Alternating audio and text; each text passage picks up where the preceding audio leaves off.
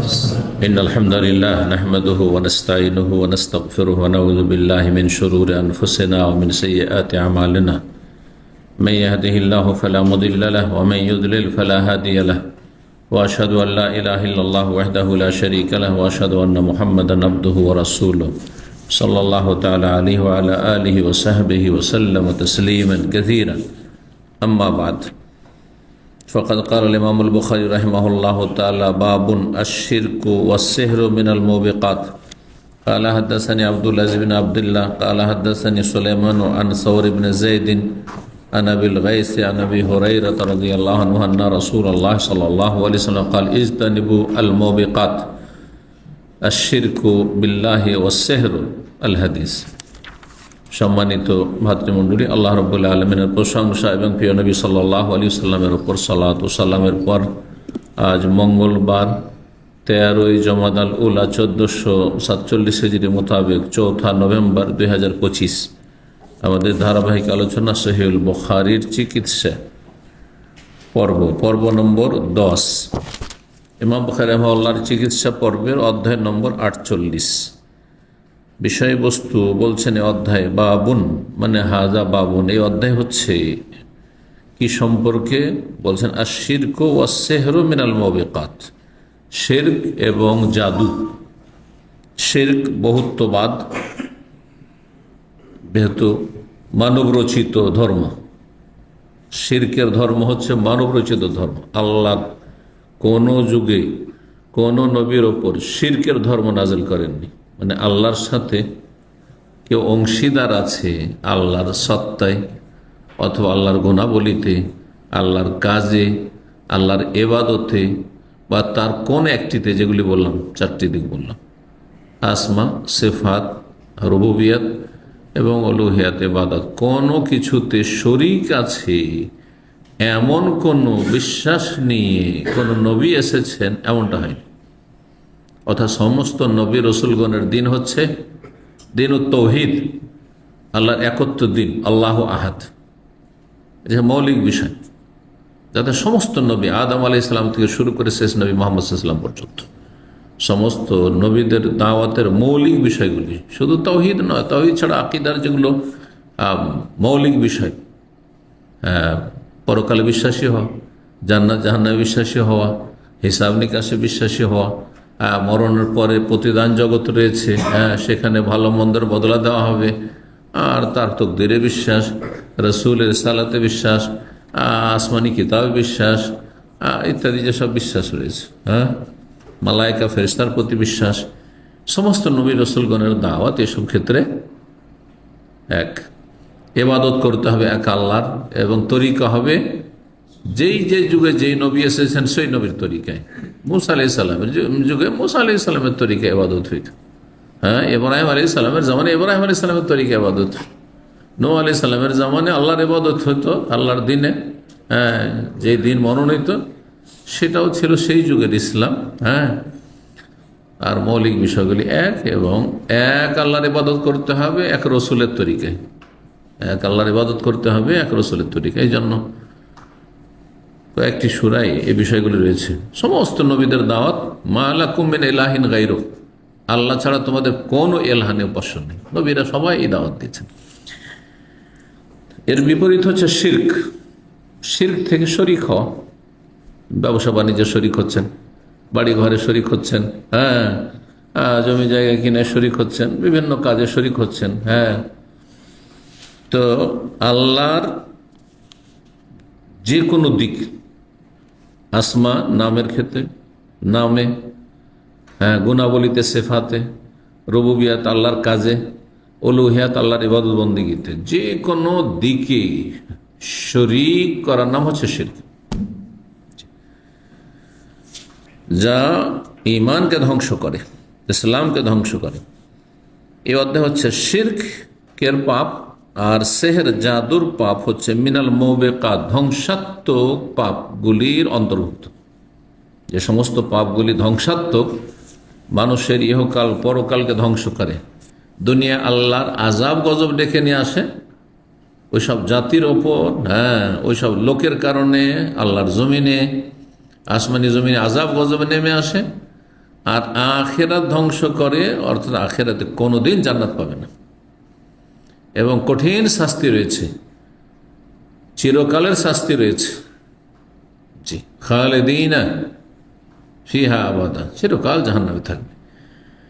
ধ্বংসাত্মক পাপ হচ্ছে শিরক এবং সেহের। সেহের জাদু, জাদু শিরকের সমতুল্য, কারণ শিরক ছাড়া আর কুফরি ছাড়া জাদু হয় না, আল্লাহর সাথে শরিক করা ছাড়া জাদু হয় না। জি, জাদুতে হয় জিনের সাহায্য নেওয়া হয়, হ্যাঁ, আল্লাহ ছাড়া অন্য দেবদেবীর নাম নেওয়া হয় যাতে জিন শয়তানগুলি খুশি হয়, তখন জিন শয়তান স্বেচ্ছায় খুশি হয়ে সহযোগিতা করে। আপনি কিছু করতে চান, কোনো মানুষকে মারতে পারেন না, কোনো মানুষের ক্ষতি করতে পারেন না, তখন আপনি শিরক কুফরি করে জিনের সাহায্য চাইছেন, সেই জিন তখন আপনার পক্ষ থেকে ওই লোককে মেরে মেরে দিচ্ছে অথবা ওই লোকের ক্ষয়ক্ষতি করছে, অঙ্গহানি করছে। এটা হচ্ছে সেহের জাদু।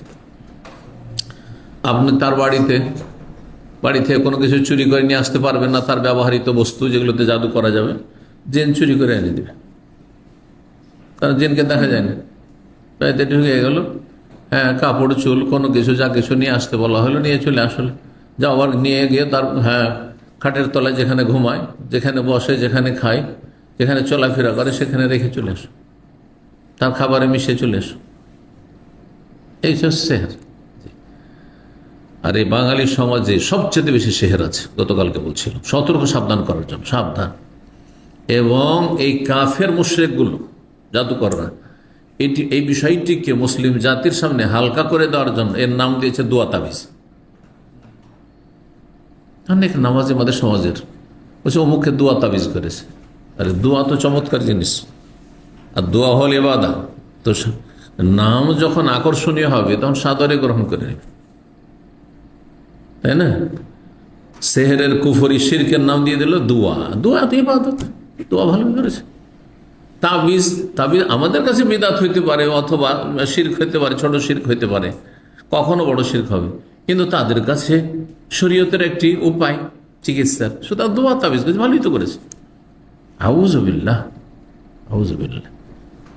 যেমন আজকালকার নাস্তিক সেকুলাররা বেশ্যা বৃত্তিকে কি বলছে, যৌন কর্ম, আর বেশ্যার নাম হচ্ছে যৌনকর্মী, বুঝা গেছে, পতিতার নাম হচ্ছে যৌনকর্মী। হ্যাঁ, এইভাবে বিভিন্ন হারাম বস্তুর নামকে কি করে দেওয়া, আকর্ষণীয় করে দেওয়া। জেনা ব্যভিচারকে তারা দুই ভাগে ভাগ করে দিয়েছে, ধর্ষণ শুধু অপরাধ, আর লিভ টুগেদার হচ্ছে, হ্যাঁ, বিবাহ বহির্ভূত সম্পর্ক রয়েছে, হ্যাঁ, কলেজ ইউনিভার্সিটি অবাধ মেলামেশা রয়েছে, নোংরামি হচ্ছে, পার্কে নোংরামি হচ্ছে, বিচে নোংরামি হচ্ছে, মুসলিম দেশে, মুসলিম সমাজে। হালকা বিষয়, কারণ সম্মতি আছে, সাবালক সাবালিক। ইসলামের শত্রুরা বিষয়টিকে হালকা করে দিয়েছে। ঘরের শত্রু মুনাফিক নাস্তিকগুলো হোক, অথবা বাইরের শত্রু ইহুদি নাসারা কাফের মুশরিক হোক, সতর্ক সাবধানী সমস্ত শত্রু থেকে।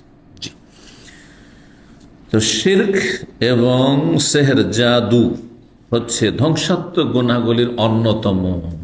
এই বিষয়টিকে নেওয়া হয়েছে প্রসিদ্ধ একটি হাদিস থেকে, যা সহিহ বুখারীতে অন্য জায়গায় বিস্তারিত রয়েছে। এখানে শুধু দুটো বিষয় বর্ণনা করা হয়েছে। হাদিসটি দেখা যাক, 5764 নম্বর হাদিস। হাদিস মানে বলছেন আবু রাদিয়াল্লাহু তাআলা আনহু, তিনি বলেন, আন্না রাসূলুল্লাহ সাল্লাল্লাহু আলাইহি ওয়াসাল্লাম কাল, রাসূলুল্লাহ সাল্লাল্লাহু আলাইহি ওয়াসাল্লাম বলেছেন, ইজতানিবুল মুবিকাত, তোমরা ধ্বংসাত্মক গুনাহগুলি থেকে বেঁচে থাকো। এখানে ধ্বংসাত্মক গুনাহগুলি থেকে বলা হয়েছে, কিন্তু প্রসিদ্ধ হাদিস কি রয়েছে, কারো জানা আছে হাদিস? ইজতানিবু সাবআল মুবিকাত, তোমরা 7টি ধ্বংসাত্মক গুনাহ থেকে বেঁচে থাকো। তাহলে কি 7টি কবিরা গুনাহ, আর কবিরা গুনাহ নেই? যারা কবিরা গুনাহর ওপর বই পুস্তক লিখেছেন, তাদের অন্যতম ইমাম যাহাবী রহমতুল্লাহ আলাইহ, ইমাম যাহাবী রহমতুল্লাহ আলাইহ 7ম শতাব্দীর বা 8ম শতাব্দীর লোক। তো তিনি কিতাবের নাম দিয়েছেন কিতাবুল কাবায়ের, তাতে 70-এর বেশি কবিরা গুনাহ তিনি উল্লেখ করেছেন। আর বিভিন্ন আইম্মা কেরামদের উক্তি রয়েছে যে এখানে এই হাদিসটিতে 7টি ধ্বংসাত্মক গুনাহ বলা হয়েছে, 7টি কবিরা গুনাহ বলা হয়নি। তাহলে বোঝা গেল যে কাবিরা গুনাহ 70-এর অধিক, কিন্তু তার মধ্যে 7টি এত বড় কাবিরা গুনাহ যে যেগুলি ধ্বংসাত্মক কাবিরা গুনাহ, ধ্বংসাত্মক কাবিরা গুনাহ। সবগুলি কাবিরা গুনাহ একই পর্যায়ের না। আপনি বলেন যে ব্যভিচার করা আর খুন করা আর জুয়া খেলা এক না, মোটেই না। কিন্তু সবগুলি হারাম, সবগুলি কাবিরা গুনাহ, ঠিক কিনা? ইন্স্যুরেন্স স্বেচ্ছায় করা হচ্ছে জুয়া, নিরুপায় আপনাদের ইন্স্যুরেন্স করতে হচ্ছে গাড়ির, অথবা আপনার হেলথ ইন্স্যুরেন্স করতে হচ্ছে, এটা নিরুপায়। আর সেটা যদি আপনার কোঅপারেটিভ ইন্স্যুরেন্স হয়, কোঅপারেটিভ ইন্স্যুরেন্স নাই আসলে আজকাল, ওর নাম দেওয়া হয়েছিল কিন্তু আসলে নেই ইন্স্যুরেন্স, আসল হচ্ছে হারাম। কিন্তু কথা হচ্ছে যে আমি কি স্বেচ্ছায় করছি? না, স্বেচ্ছায় করছি না। আপনি না করলে আপনার কামা হবে না, না করলে আপনার চিকিৎসা দেবেন না আপনার মালিক কোম্পানি, সুতরাং করতে বাধ্য। এই জন্য দারুরা তো তবে হলে মাহজুরা, মানুষ নিরুপায় হলে নিষিদ্ধ কাজ ততটা পর্যন্ত হালাল। কিন্তু লাইফ ইন্স্যুরেন্স, আপনার টাকা আছে, আপনি দেশেও একটা লাইফ ইন্স্যুরেন্স করে রেখেছেন, বাড়ি ইন্স্যুরেন্স করে রেখেছেন, একটা বাড়ি এত পয়সা দিয়ে বাড়ি তৈরি করলাম, আপনার হাউস ইন্স্যুরেন্স না, হারাম নেই। এ তো আমাদের কোনো দ্বিমত নেই, হারাম, জাহিজের নেই। LIC হারাম, লাইফ ইন্স্যুরেন্স, জীবন বিমা, গাড়ির বিমা হারাম। কিন্তু যেখানে নিরুপায় সেখানে হারাম। আপনি দেশে আছেন, এমনি চিকিৎসা করাতে পারবেন আপনি, আলহামদুলিল্লাহ পয়সা আছে, আর আপনি দেশে গিয়েও ইন্স্যুরেন্স করছেন স্বেচ্ছায়, কেন করবেন আপনি? হারাম আপনার জন্য ইন্স্যুরেন্স করা, বুঝতে পেরেছেন না? কিন্তু জুয়া আর মদ আর শিরক আর জাদু, আর খুন করা, জেনা ব্যভিচার করা, মিথ্যা সাক্ষী দেওয়া, আর এরকম যে যত কাবিরা গুনাহ সব কি একই?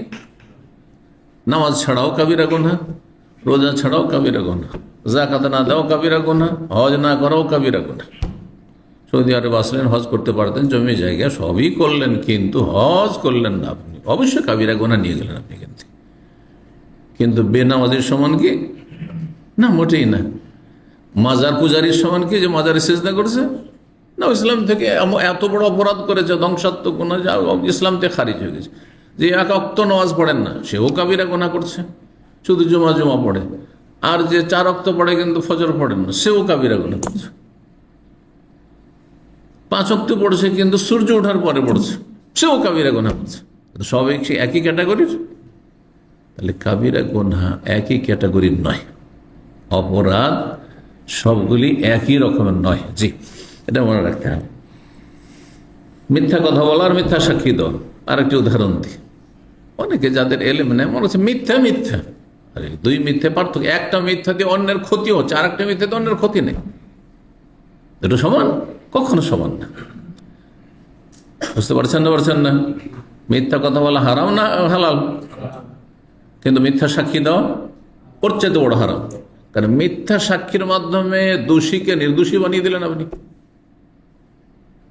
বা একটা নির্দোষীকে দোষী করে দিলেন, এটা ভালো মানুষকে জঙ্গি বানিয়ে দিল। ভালো মানুষকে কোন একটা অপরাধে জড়িয়ে দিল। একটা খারাপকে, চোরকে সাধু বানিয়ে দিল, ভালো মানুষ বানিয়ে দিল না, চরম অপরাধ করলো। এই জন্য মিথ্যা সাক্ষীর কথা যখন বলেছেন নবী সাল্লাল্লাহু আলাইহি ওয়াসাল্লাম, তখন তার আগে হেলান দিয়েছিলেন উঠে বসে শাহাদাতুজ জুর, মিথ্যা সাক্ষী দেওয়ার গুনাহ বড় কাবিরা গুনাহ। তাহলে কাবিরা গুনাহগুলি মেলা ক্যাটাগরি, অথচ এটাও মিথ্যা সেটাও মিথ্যা। একটি মিথ্যা বলে আপনি কোম্পানির ক্ষতি করছেন, আর একটি মিথ্যা বলে কোম্পানির ক্ষতি করছেন না আপনি, দুটো একই না, পার্থক্য আছে দুটো, কিন্তু সবটাই হারাম। দাড়ি মুন্ডাও হারাম, টাকনার নিচে কাপড় যাওয়া হারাম, কিন্তু জেনা ব্যভিচারের মতো হারাম নাকি? কথা এইভাবে যদি বোঝার চেষ্টা করেন, তাহলে এগুলো এই জন্য বলছি যাতে করে আপনারা বুঝেন যে সব কাবিরা একই স্তরের নয়। যেমন সব খারাপ মানুষ একই স্তরের না, খারাপ মানুষ তো সমাজে মেলা আছে, সবাই কি একই রকমের? সব ভালো মানুষ একই স্তরের নয়, সবাই দাড়িওয়ালা সব একই ক্যাটাগরি না, অনেক পার্থক্য আছে দুই দাড়িওয়ালাতে। একজন দাড়িওয়ালা মানুষ একটা পয়সা কারো মেরে খায় না, আরেকজন দাড়িওয়ালা ঠক। হ্যাঁ, আখলাক চরিত্র ভালো না, সব সহি আকিদা একই ক্যাটাগরির না। অনেক ধর্ম ব্যবসায়ী সহি আকিদা আছে, বুঝতে পেরেছেন? সহি আকিদার লেভেলে ধর্ম ব্যবসা করছে, ধান্দা করছে। সব বক্তা একই রকম। হ্যাঁ, কিছু লোক আছে দাওয়ার নামে শুধু পয়সা ইনকাম করছে, পয়সা যেখানে সেখানে আছে ওর দাওয়াত, পয়সা নেই দাওয়াত নেই ওর। ফ্রিতে জমার খুতবা দিতে ডাকেন, জীবনেও খুঁজে পাবেন না। এরকম অধিকাংশ আছে, কিন্তু সবাই কি একই রকমের? অবশ্যই না। আপনি ওই ওই ভাইরালগুলোকে কেন ডাকছেন? বড় বড় আলেম ওলামা রয়েছে মাদ্রাসা, তাদেরকে কেন ডাকছেন না? যাদের হয়তো কোনো পয়সা লাগবে না, রাস্তা খরচ দিয়ে দিলে চলবে। দোষ আপনাদেরও আছে। তো যাই হোক, তাহলে কি বলছেন নবী সাল্লাল্লাহু আলাইহি ওয়াসাল্লাম? ইজতানিবুল মুবিকাত, তোমরা ধ্বংসাত্মক গুনাহগুলি থেকে বেঁচে থাকো। আর ধ্বংসাত্মক গুনাহগুলি কয়টি? অন্য হাদিস দ্বারা প্রমাণিত 7টি। তাহলে এগুলি কাবিরা গুনার মধ্যে আকবরুল কাবায়ের, সবচেয়ে বড় কাবিরা গুনাহ। 1 নম্বর হচ্ছে আশিরক বিল্লাহ, আল্লাহর সাথে শরীক স্থাপন করা। আল্লাহর জাতে হোক আল্লাহ 2, 3 বলুক, অথবা আল্লাহ এক কিন্তু আল্লাহর গুণে অন্য কেউ শরীক আছে। আল্লাহ আলেমুল গায়ব, নবীও আলেমুল গায়ব। আল্লাহ হাজির নাজির সব দেখছেন, হ্যাঁ, সব খবর রাখছেন, আর নবীও সব দেখছেন, সব খবর রাখছেন। বেরোলবি কি দেয় এটা আল্লাহর গুণাবলিতে শিরক করা। আল্লাহ সর্বশক্তিমান, আল্লাহ দোজাহানের বাদশাহ, আমাদের নবীও দোজাহানের বাদশাহ। এগুলো আমাদের দেশে বক্তারা বলছেন। আল্লাহর গুণে শিরক করলেন আপনি, বলছেন না নবীকে দোজাহানের বাদশাহ। দোজাহানে দুনিয়ারও বাদশাহ, মানে দুনিয়ার সমস্ত কিছুর বাদশাহ, মানে কি সব কিছুর মালিক। তো নবীও দুনিয়ার বাদশাহ আর আখেরাতেরও বাদশাহ। আখেরাতে জান্নাত আছে, জাহান্নাম, যাকে ইচ্ছা জান্নাতে দেবেন, যাকে ইচ্ছা জাহান্নামে দেবেন। এটা নবীর ক্ষমতায় আছে? নবী সুপারিশ করবেন, সুপারিশ কবুল হইতে পারে, নাও হইতে পারে। বোঝা গেছে? সুতরাং নবী সাল্লাল্লাহু আলাইহি ওয়াসাল্লামকে দোজাহানের বাদশাহ বলা, তে শিরকের গন্ধ। যদিও আপনি তার একটা ভালো ব্যাখ্যা করেন, দোজাহানের বাদশাহ মানে সবচেয়ে শ্রেষ্ঠ, এইটা তো হয় না। বাদশাহ সাধারণত কি, যে সব কিছুর মালিক। নবী সাল্লাল্লাহু আলাইহি ওয়াসাল্লাম জান্নাত জাহান্নামের মালিক না, জান্নাত জাহান্নামের মালিক। হ্যাঁ, হিসাব নেওয়ার মালিক, বিনা হিসাবে জান্নাত দেওয়ার মালিক, কবরে আযাব দেওয়ার মালিক আল্লাহ। নবী ক্ষমতা রাখেন কাকে কবর আযাব দেব আর কাকে দেব না? না। আল্লাহর একটি গুণ হচ্ছে তিনি চিরঞ্জীব। মানে তার হায়াত আছে, মওত নেই। হায়াত আছে, মওত নেই। আর নবীকেও হায়াতুন নবী বলছেন আমাদের সমাজের লোকেরা। তাই নবীর গুণে শিরিক করে দিলেন আপনি। হ্যাঁ, আল্লাহ রক্ষা করতে পারে আর বড় পীরও রক্ষা করতে পারে। আল্লাহ ছেলে দিতে পারে, আল্লাহর কাজ এটি, তাই না? রুবুবিয়ত। আল্লাহ ছেলে দিতে পারে আর বড় পীরও দিতে পারে, খাজা বাবা দিতে পারে, শাহজালাল দিতে পারে। শরিক করলেন না আপনি? আল্লাহর গুণে শরিক, আল্লাহর কাজে শরিক, রুবুবিয়ত, আল্লাহর কাজে শরিক করে দিলেন। আল্লাহ রোগ ভালো করে আর পীর বুজুর্গানের দিন ওলি আউলিয়াও রোগ ভালো করে। আমাদের দেশের অধিকাংশ লোকের আকিদা এটা। এই জন্য খাসি মরগ নিয়ে ওই ওরসে যায়, কিছু পাওয়ার আশাতে তো যায়, নাহলে এমনি যাবে খরচ করতে? তাহলে এইসব আল্লাহর কাজে শিরক। জি, আল্লাহর ইবাদতে শিরক। আল্লাহকে সিজদা করে, মক্কা আসলে আল্লাহকে সিজদা করে, মদিনা আসলে নবীকে সিজদা করে। হ্যাঁ, দোয়া ইবাদত, আল্লাহকে ও ডাকে। আর ইয়া খাজা মাদাদ, ইয়া জিলানি, হ্যাঁ, ইয়া গাউসুল আজম, বড় পীরকে। হ্যাঁ, তাহলে আল্লাহর ইবাদতে শিরিক করলে। এবার বুঝতে পারলেন? আল্লাহর জাত মানে সত্তা, সিফাত, গুণাবলী, কাজ এবং ইবাদত, 4টি দিক মনে রাখবেন। এর কোনো একটাতে যদি কেউ শরিক করে তাহলে সে মুশরিক, তার ইসলামে কোনো অংশ নেই। জান্নাত কখনো পাবেন না, জাহান্নামে চিরস্থায়ী হবে। সবচেয়ে বড় অপরাধ শিরক। ও সেহের, আর তারপরে হচ্ছে সেহের। কারণ সেহের জাদু যে করে, জাদু যে করায়, একজন করে যে জাদুকর, আর একজন বলে যে অমুক একটু জাদু করে দেন আমার তরফ থেকে, আপনাকে এত টাকা দিস, সেও কাফের,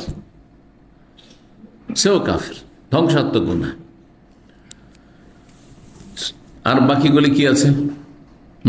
কার হাদিস মুখস্থ আছে দেখি? আর শিরক বিল্লাহ হয়ে গেল, অসেহর, কাতলুন নাফস, খুন করা।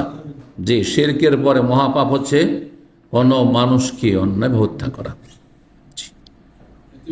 জি, হ্যাঁ, আকলো মালিল ইয়াতিম, ইয়াতিমের ধন সম্পদ ভক্ষণ করা।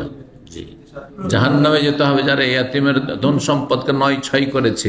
চাচারা করে, না হয় মামারা করে, সাধারণত নিকটাত্মীয়রা, এরা জাহান্নামে যাবে যদি ইয়েতিম অথবা আশেপাশের লোক, হ্যাঁ, গ্রামবাসী, কাছের লোকেরই করে কিন্তু। হ্যাঁ, হ্যাঁ, আকলরে সুদ খাওয়া, যে সুদ খাবে সে সুদের ওপর টাকা নেবে এবং সুদের সাথে যারাই জড়িত থাকবে, সুদী ব্যাংকে যারা চাকরি করছে, হ্যাঁ, সুদের লেখালেখি করছে, সুদী ব্যাংকে কাস্টমার নিয়ে গিয়ে দিচ্ছে, দালালি করছে, হ্যাঁ, তো এই সবগুলি হুমসওয়া, সবগুলি আল্লাহ লানত রয়েছে। জি, আর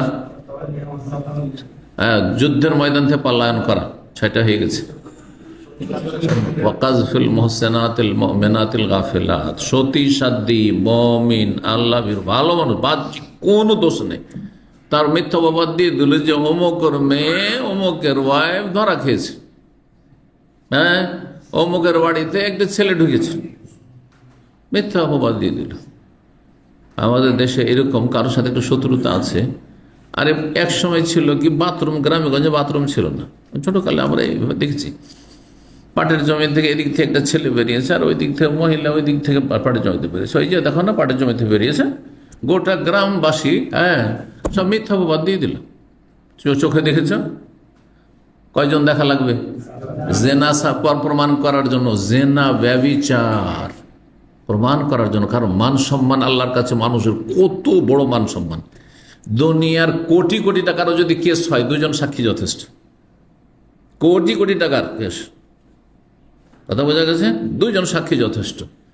কিন্তু জেনা প্রমাণ করার জন্য 4 জন সাক্ষী। তাও এই কথা বললে হবে না যে পাটের জমিতে দেখেছিলেন, এই কথা বলে যে ওদের বাড়িতে দেখেছিলেন, বাড়িতে কেউ ছিল না, আর একটা পুরুষ গেছে আর ওই মহিলা ছিল, যথেষ্ট না। বলতে হবে স্বচক্ষে দেখেছি, সহবাস মানে ব্যভিচার করতে, হ্যাঁ, জেনা অবস্থা, ব্যভিচার করা অবস্থায় দেখেছি বলতে হবে। 3 জন যদি বলে আর 4র্থ লোক না পাওয়া যায়, তাহলে 3 জনকে 80টি করে বেত্রাঘাত খেতে হবে, 80টি করে কোড়া খেতে হবে, মার খেতে হবে, জি, বেত মারা হবে। তো আমাদের সমাজের লোকেদের, হ্যাঁ, চরিত্রে এত দোষ ত্রুটি রয়েছে, সামান্য কিছু শত্রুতা থাকলে একটা মিথ্যা অপবাদ দিয়ে দেয়। আরে কার মেয়ে কি করছে, কার বউ কি করছে, হ্যাঁ, তাতে আপনার কি? আপনার চরকায় তেল দেন আপনি।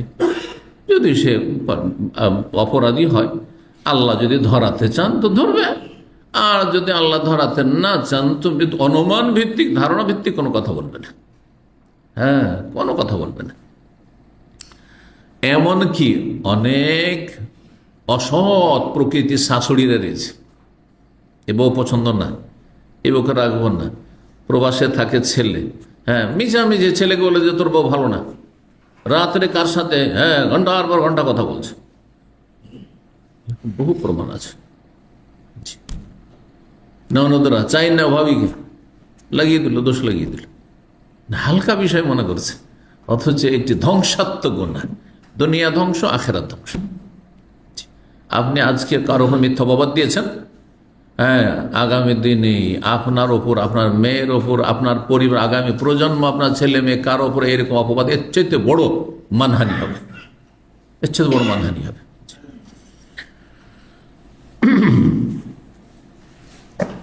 প্রকাশ্যে যতক্ষণ পর্যন্ত না জানছেন, চরিত্রহীন যারা, বেশ্যা প্রকৃতি, তাদের বিষয়টি ভিন্ন। কিন্তু যারা পর্দা করে, এই জন্য নবী সাল্লাল্লাহু আলাইহি ওয়াসাল্লাম বলে যে সাধারণ মহিলা বলে কাযফুল মুহসানা, সতী সাধ্বী, বাহ্যিক সতী, কোনো দোষ ত্রুটি, কোনো প্রমাণ নেই, ছোট থেকে মুমিনাত, ইমানদার, নামাজি, হ্যাঁ, পর্দা করে। আল গাফিলা তো খবরই রাখে না, ব্যভিচারে লিপ্ত হাত দূরের কথা, ও খবরই রাখে না, আর ওর মিথ্যা অপবাদ দিয়ে বসে আছে, ধ্বংসাত্মক গুনাহ। 49 নম্বর অধ্যায় বলছেন বাবুন হাল ইয়াস্তাখরিজুস সিহরা, জাদু যদি করা হয় তো জাদুকে কি বের করা যাবে, নষ্ট করা যাবে? নষ্ট করবে তো কিভাবে করবে? জাদু দিয়ে জাদু কি হ্যাঁ দূর করা যাবে না? জাদু দূর করা জাদু দিয়ে যাবে না, কারণ অধিকাংশ লোকেরা জাদুর চিকিৎসা জাদু দিয়ে করে, যেটি শিরক, যেটি কুফর। সেটি হচ্ছে ওই রকমই যেমন আপনার কাপড়ে পেশাব লেগে আছে, হ্যাঁ মানুষের পেশাব লেগে আছে, বলছে যে পেশাব লেগে আছে মানুষের, বেনামাজি মানুষের, তো একটা হুজুরের পেশাব নিয়ে আসি, পেশাব দিয়ে চলবে নাকি? চলবে না? চলবে যে আমার পেশাব লেগেছে, আমি তো নামাজ টামাজ পড়ি না, তো যা একটু হুজুরের পেশাব, মোবারক পেশাব নিয়ে আসি একটু, ওইটা পেশাব দিয়ে। যারা জাদু দিয়ে জাদু চিকিৎসা করছে ঠিক ওই রকম, এটা জায়েজ নয়। জাদু দিয়ে জাদুর চিকিৎসা করা হারাম। নিরুপায় হইল, আপনি বাহ্যিক নিরুপায়, কিন্তু আপনি তলাশ করেন, আছে কি আছে? কোরআনের আয়াত দিয়ে চিকিৎসা আছে, হাদিসের দোয়া দিয়ে আছে, জিকির আজকার দিয়ে আছে, সকাল সন্ধ্যার জিকির আজকার, আর মেলা সন্ন্যাতি তরিকা রয়েছে, এগুলো দিয়ে রয়েছে। জমজমের পানিতে শেফা রয়েছে, আপনার মধুতে শেফা রয়েছে, কালাজিরাতে শেফা রয়েছে। এগুলো হচ্ছে শরীরের সম্মত শেফার ব্যবস্থা। আপনি উত্তম বিকল্প আছে, তারপরে আপনি যাচ্ছেন জাদু দিয়ে জাদু দূর করতে, এটি জায়েজ নয়, হারাম, কাবিরা গুনাহ। কিন্তু জাদু যেহেতু মানুষের ক্ষতি করে, বিভিন্ন রকমভাবে ক্ষতি করে, সবচেয়ে মারাত্মক জাদু যাতে মানুষের প্রাণ নাশ করে, মানুষকে মেরেও ফেলে, মানুষকে পাগল করে দেয়, মানুষের অঙ্গহানি করে, জি, বিভিন্নভাবে ক্ষতি করে থাকে, মানুষের পুরুষত্ব শেষ করে দিয়ে থাকে, মানুষের বিবাহ বা বৈবাহিক জীবনে অশান্তি সৃষ্টি করে, জি। তারপরে এর বিপরীতটাও করে, প্রেম সৃষ্টি করা জাদু। যে প্রেম সৃষ্টি করা জাদুগুলি আমাদের দেশের কথিত ধর্মীয় পুস্তকে জায়গা পেয়েছে, মকসুদুল মোমেনিনে পেয়েছে, নেয়ামুল কোরআনে পেয়েছে, সোলেমানি নকশাতে পেয়েছে, হ্যাঁ, কোরআনি তাবিজ, এইভাবে বিভিন্ন নামে উর্দু আর বাংলায় বইগুলো আছে, ভারত, বাংলাদেশ, পাকিস্তানে যেসব বইগুলি বিদাতি মোল্লাদের লেখা, এগুলিতে শিরক কুফরি কথা আছে, প্রেম সৃষ্টি করা জাদু সেহর আছে। যারা কেউ মকসুদুল মোমেনিন পড়েছেন, মকসুদুল মোমেনিন, অথবা শুনেছেন, ওতে একটি মন্ত্র আছে যার নাম হচ্ছে Chehel calf. Chehel calf, Chehel শব্দ আরবিতে কোথাও আছে? জিজ্ঞাসা করি তো আপনাদের বড় বড় হুজুরদেরকে, মাদ্রাসার, দাওরা মাদ্রাসার, হ্যাঁ, যে হেড মুদারিস, তাকে জিজ্ঞাসা করেন যে চেহেল শব্দটি কি? আরবি, ফার্সি শব্দ। চেহেল মানে 40, আর কাফ মানে কাফ, ছোট কাফ, মানে 40টি কাফ বিশিষ্ট এমন কোন দোয়া তো কোন জয়ীফ হাদিসও নেই, জাল হাদিসও নেই, তো কোথেকে? সেটা মন্ত্র, হ্যাঁ, কে কাক কাক কাক কে কাক করে এইভাবে আছে, 40টা কাফওয়ালা মন্ত্র। এটি মকসুদুল মমিন আছে। আজকে থেকে 30-40 বছর আগে মকসুদুল মমিন বিয়ে শাদীতে ওই নতুন পাত্রীকে দেওয়া হইতো, জি, নিয়ামুল কোরআন দেওয়া হইতো, বেহেশতি জেওয়ার দেওয়া হইতো, পড়ানো হয় বেহেশতি জোর এখন পর্যন্ত। বেহেশতি জোয়ার এরকম ধরনের মেলা তাবিজ তোমার আছে, যদিও আপনার সেহের হয়তো নেই এর মতো, সোলেমানি নকশার মতো প্রেম সৃষ্টি করা, কিন্তু আছে এই ধরনের জিনিস মেলা আছে, ইসলাম বিরোধী জিনিস, শিরক পর্যন্ত পৌঁছাচ্ছে, বিদআত তো আছেই। আল্লাহ হেফাজত করুন। তো সতর্ক, সাবধান। কাতাদা রাহিমাহুল্লাহ বলছেন যে কুলতুল সাঈদ ইবনে মুসাইয়িব, আমি প্রখ্যাত তাবি সাঈদ ইবনে মুসাইয়িব রাহিমাহুল্লাহকে বললাম, রাজুলুন বিহি তিব্বুন বা তাব্বুন, জনক ব্যক্তি, যেই ব্যক্তি জাদুতে আক্রান্ত, জাদুগ্রস্ত, তিব্বুন মানে চিকিৎসাও হয়, এখান থেকে তবিব, ডাক্তারকে তবিব বলা হচ্ছে, কিন্তু তিব্বুন বা তাব্বুন মানে সেহরুন বলা হয়, সেহরুন বলা হয়। চিকিৎসার মাধ্যমে ভালো হয়, তো সেহের থেকে যাতে করে আল্লাহ ভালো করে দেয়, এই জন্য ফাল যাতে তার থাকে, হ্যাঁ, শুভ লক্ষণ, সেই জন্য ভালো নাম দিয়ে উল্লেখ করা হয়েছে সেহেরকে, জাদুকে। এটা বোঝানোর জন্য এর আগেও বলেছি যে যদি এই বিষয়টি অন্য বিষয়ের ক্ষেত্রে যে কিছু কিছু কথা রয়েছে যাতে করে শুভ লক্ষণ পাওয়া যায় সেজন্য ওই ভাষাগুলি আমরা ব্যবহার করি। যেমন আমরা বিদায় নেওয়ার সময় বাংলা ভাষায় বলি, আচ্ছা আসি ভাই, বলেন না আসছেন না যাচ্ছেন? কিন্তু আচ্ছা যাই ভাই খুব কমই লোক বলেন। যারা হয়তো ভাষার অলঙ্কার বুঝেন না তারাই বলেন, কিন্তু ভাষার অলঙ্কার যারা বুঝেন তারা কি বলেন? আচ্ছা আসি ভাই বা আসি, হ্যাঁ আচ্ছা আবার দেখা হবে। দেখা হবে কেন বলছেন? গেলাম, যাচ্ছি, হ্যাঁ বিদায় নিলাম, কে বলছেন? অভদ্র ভাষা হয়ে যাচ্ছে, তাই না? কত ভদ্র ভাষা। হ্যাঁ,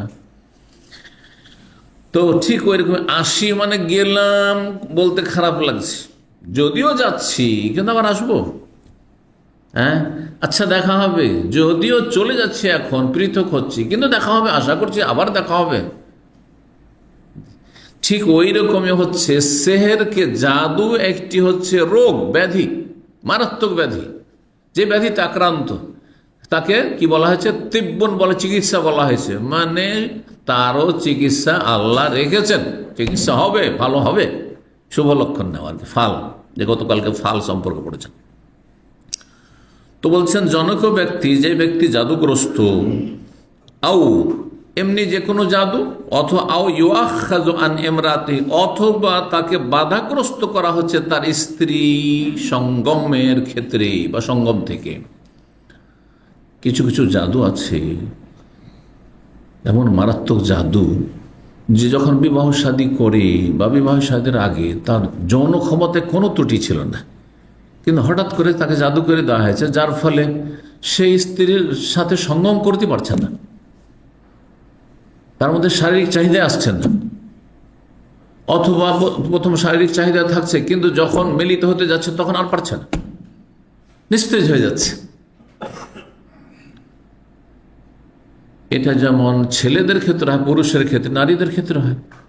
শুধু পুরুষের ক্ষেত্রে হয় না, অপরাগ হয় না, অনেক নারীরা আছে সুস্থ ছিল কিন্তু তাকে জাদু করে দেওয়া হয়েছে, এই ধরনের জাদু, যাতে করে স্বামীর সাথে মিলিত হইতেই না পারে, চিৎকার করা শুরু করে, কোনো মতেই সে প্রস্তুত হবে না। এইরকম অনেক তালাকের ঘটনা ঘটছে এবং ঘটেছে, আমরা জানি। জি, কারণ এই সমস্যাগুলি আমাদের কাছে তো মাসালামাসের সমস্যার সমাধানের জন্য মানুষ আসে বা জিজ্ঞাসা করে। আল্লাহ হেফাজত করে সব অনিষ্ট থেকে। তো বিশেষ ধরনের জাদু, এইরকম এই প্রেম সৃষ্টি করার জাদু, বিচ্ছিন্নতার জাদু, স্বামী স্ত্রীতে মধুর সম্পর্ক, এত ভালোবাসা, হঠাৎ যে কি হয়ে গেল, সুবহানাল্লাহ, ভালোবাসার শত্রুতায় পরিণত হয়ে গেল। এমন বহু পরিবার আছে যারা ভুক্তভোগী, জাদু করে দেওয়া হয়েছে। এছাড়া বদনজর শুধু ছেলে মেয়ের ওপর, গাড়ির ওপর, আর আপনার এই সব বিভিন্ন পয়সা, ধন দৌলত, বাড়ি, এগুলোতে লাগেন না, সম্পর্কের উপর লাগে। দুজনের মধুর সম্পর্ক, আরে এদের কত দোস্তি, হ্যাঁ এদের কত মিল, এই যে হিংসার দৃষ্টিতে মন্তব্য করলো অথবা দেখলো, বদনজর লেগে গেল, দুজনে হঠাৎ ঝগড়া হয়ে গেল, শত্রুতা হয়ে গেল, সারা জীবন শত্রুতা হয়ে গেল। স্বামী স্ত্রীতে কত মহব্বত এদের, এই বিয়ে হইতে হইতে এত ভালোবাসায় এই স্বামী স্ত্রীতে, হিংসার দৃষ্টি নিয়ে কথা বলেছে অথবা চিন্তা করেছে, বদনজর লেগে গেছে। খুব ভালো একটা পরিবারে বিয়ে হয়ে গেছে, হ্যাঁ এত একটা ভালো পরিবারে চলে গেল, এত একটা শিক্ষিত পরিবারে চলে গেল, হ্যাঁ এত বড় এতে চলে গেল। এইভাবে আমাদের সমাজ কিন্তু হিংসা অনেক বেশি। এটা সবাই বুঝতে পারছেন যে বাঙালি সমাজের অন্তরটা খুব সংকুচিত। আল্লাহ হিদায়াত করবে এদেরকে। আপনারা যারা প্রবাসে এসেছেন ভালো করে জান, কারণ অন্যদের সাথে আমরা মিলিত হচ্ছেন। একটা কেরালা কোথাও যদি ঢুকতে পায়, তামিল ঢুকতে পায়, তাহলে 10টাকে নিয়ে এসে ঢুকাবে, 10টাকে নিয়ে এসে ঢুকাবে, অন্য কাউকে চান্সই দেবে না, জানছেন ভালো করে আপনারা। কিন্তু একটা বাঙালি যদি কোথাও আসে আর ওর ক্ষমতা যদি পেয়ে যায়, সুপারভাইজার, ম্যানেজার যদি হয়ে যায়, তাহলে বাঙালি তাড়াবে। কথা বুঝতে পেরেছেন? ইল্লা মাশাআল্লাহ, ব্যতিক্রম কিছু ভালো মানুষ, খারাপ সমাজে ভালো মানুষ আছে, কিন্তু হিংসা আর তারপরে সংকীর্ণতা, এটা আমাদের সমাজে অনেক বেশি, আর গ্রামে গঞ্জে তো আরও বেশি। আল্লাহ হেফাজত করুন সমস্ত অনিষ্টকারী অনিষ্ট থেকে। তো বলছেন যে যদি স্ত্রীর কাছে যেতে মানে স্ত্রী সহবাসে বাধাগ্রস্ত হয়, যখন এই স্ত্রী সহবাসের ইচ্ছা করছে তখন তাকে যেন ইউআখাযু মানে পাকড়াও করা হচ্ছে, আর পারছে না। আইয়ুহাল্লু আনহু আও ইউনাশশারু, বলছেন যে তার থেকে জাদুর বাঁধন খোলা হবে, আও ইউনাশশার অথবা জাদুকে কি করা হবে, দূর করা হবে, মানে জাদুর চিকিৎসা করা হবে। কি করা হবে কালা মানে আর কিভাবে করবে সেটাকে জাদু দিয়ে, উদ্দেশ্য হচ্ছে জাদু দিয়ে জাদু দূর করতে পারবে না অন্য কোনো কিছু দিয়ে। কাল আল্লাহ বাসাবিহি সাইদুল মুসাইয়্যিবের তার ব্যক্তিগত মত, এটি রাসূলুল্লাহ হাদিস না, কোনো সাহাবীর কথা নাই, তার ফতোয়া, তাবেই তিনি সবচেয়ে শ্রেষ্ঠ তাবি এবং সিনিয়র তাবি, বলছেন যে তাতে কোনো দোষ নেই, তাতে কোনো দোষ নেই। ইন্নামা ইউরিদুনা বিহিল ইসলাহ, কারণ তার উদ্দেশ্য হচ্ছে ভালো চাওয়া।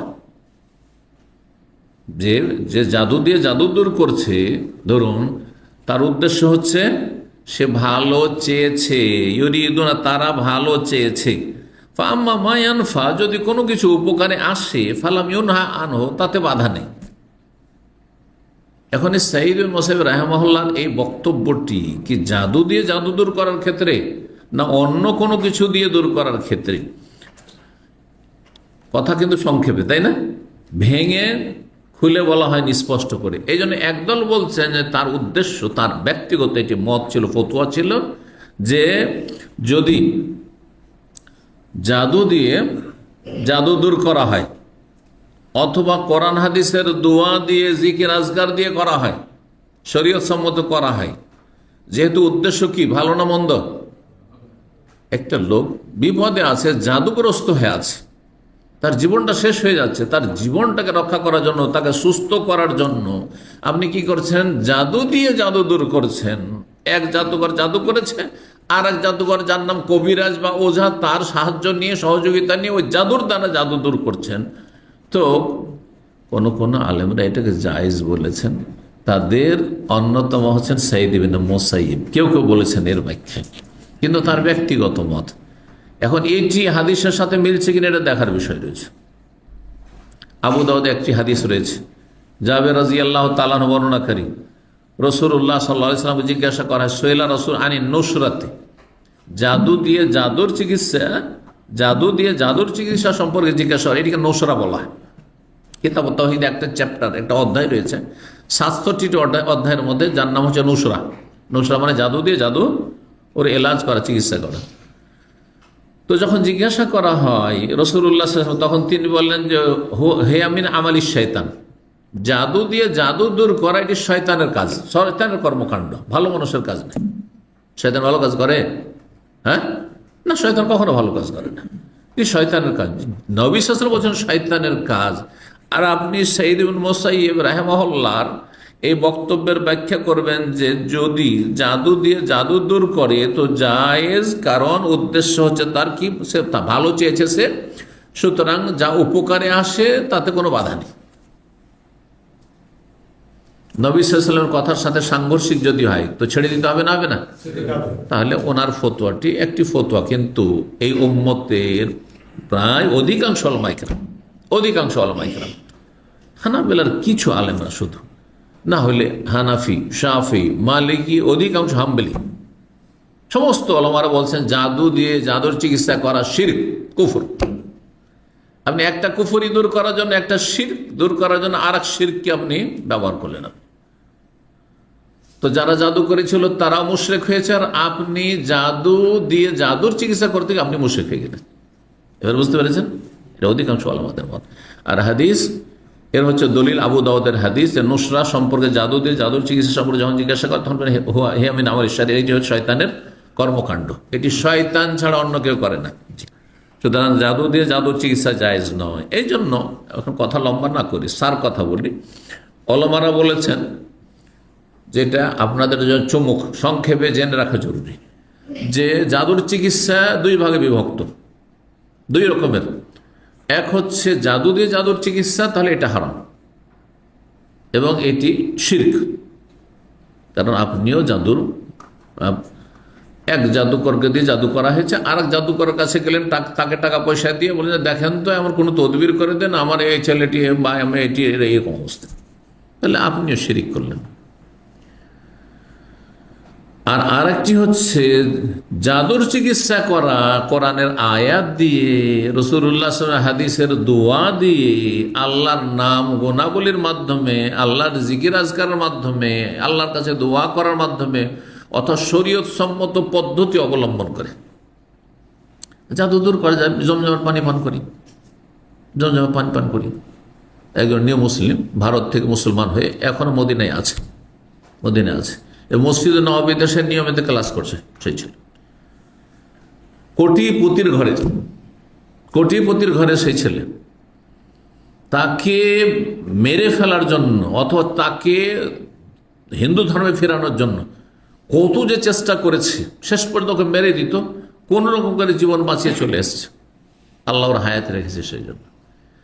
তো ওকে জাদু করা হয়েছিল, সুবহানাল্লাহ, কত রকম যে জাদু করা হয়েছে, এমনকি তাকে গোবর পর্যন্ত খাওয়ানো হয়েছে। কারণ তাদের গরু হচ্ছে কি, গাভী হচ্ছে মাতা, তো গোমাতার গোবরও খাওয়ানো হয়েছে, খাওয়িয়ে জাদু করা হয়েছে। মদিনায় আসার পরে তাকে জমজম পান করানো হলো। জমজম পান করতে একসাথে 4-5 লিটার পর্যন্ত। আমাকে যে ঘটনা বর্ণনা করেছে তার ঘনিষ্ঠ বন্ধু, কিন্তু যে আমাকে ঘটনা বর্ণনা করেছে দুবাইয়ে, সেও নিউ মুসলিম, আর এই ছিল নিউ মুসলিম। তো এই ছেলেকে যখন চিকিৎসা মদিনায় শুরু হলো, তাকে জমজম খা, 5 লিটার পর্যন্ত জমজম খেল, আর তারপর তার বমি হওয়া শুরু হলো। বমি সব একবার গোবরের মতো উঠে আসছে পেট থেকে। এই যে বমি হয়ে গেল, তারপর সুস্থ হয়ে গেছে, আলহামদুলিল্লাহ।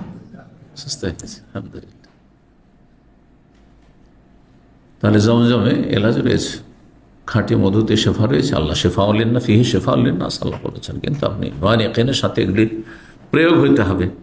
নবী সাল্লাল্লাহু আলাইহি ওয়াসাল্লাম বলেছেন যে কালাজিরা সমস্ত রোগের চিকিৎসা, একমাত্র মরণ ছাড়া। তাহলে জাদুরও চিকিৎসা হইতে পারে।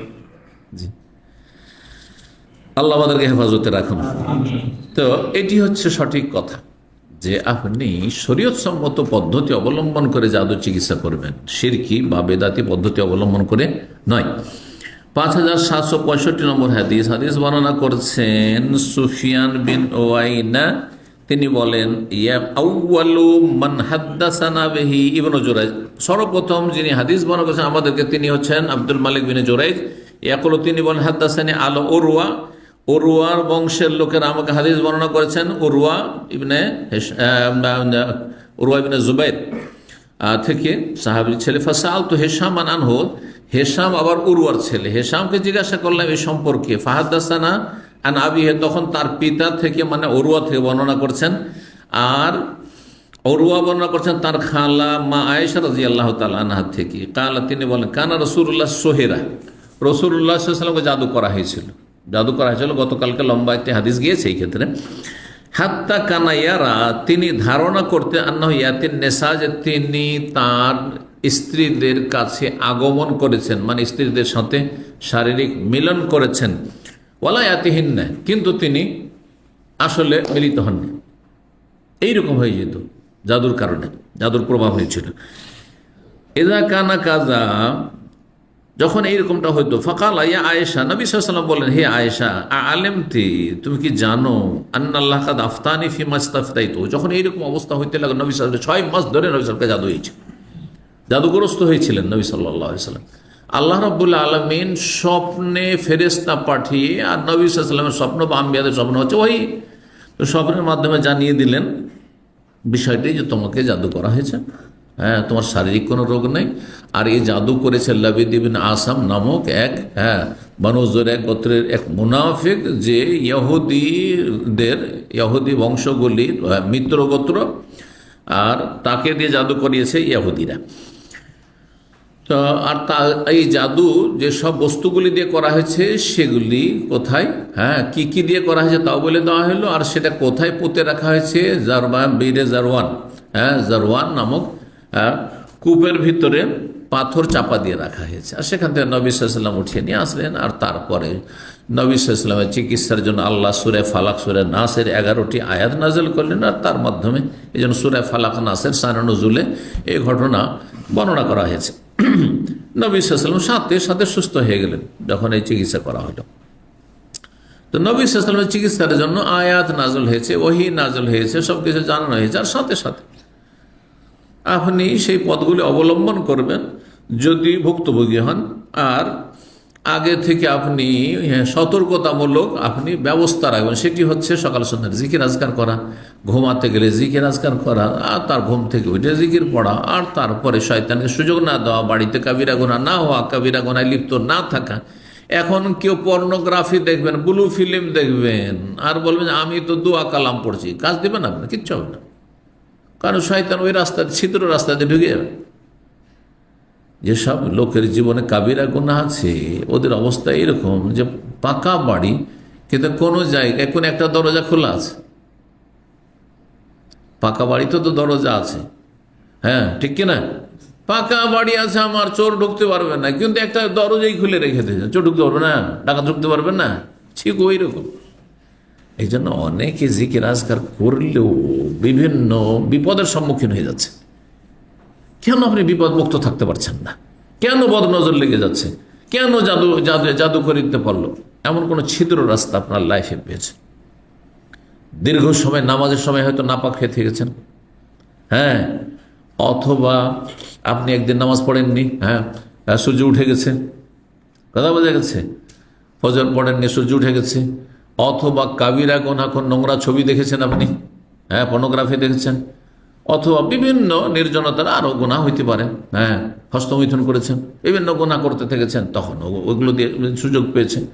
হ্যাঁ, এছাড়াও আরও বিভিন্ন দিক হইতে পারে। প্রচণ্ড রাগান্বিত হয়েছেন, প্রচণ্ড রাগ যখন হয় তখন জিন শয়তান সুযোগ পেয়ে যায়। আর জিন শয়তানকে দিয়ে জাদু করা হয়। হয়তো আপনি কাবিরা গুনাহ করেননি, হ্যাঁ, কিন্তু এমন রেগে গেছিলেন আপনি আপনার স্ত্রীর ওপর অথবা আপনার ছেলে মেয়েদের ওপর যে আপনি হোশ হারিয়ে দিয়েছেন।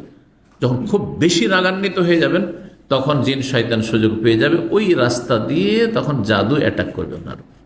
এই জন্য এগুলির কারণ থেকে বেঁচে থাকতে হবে।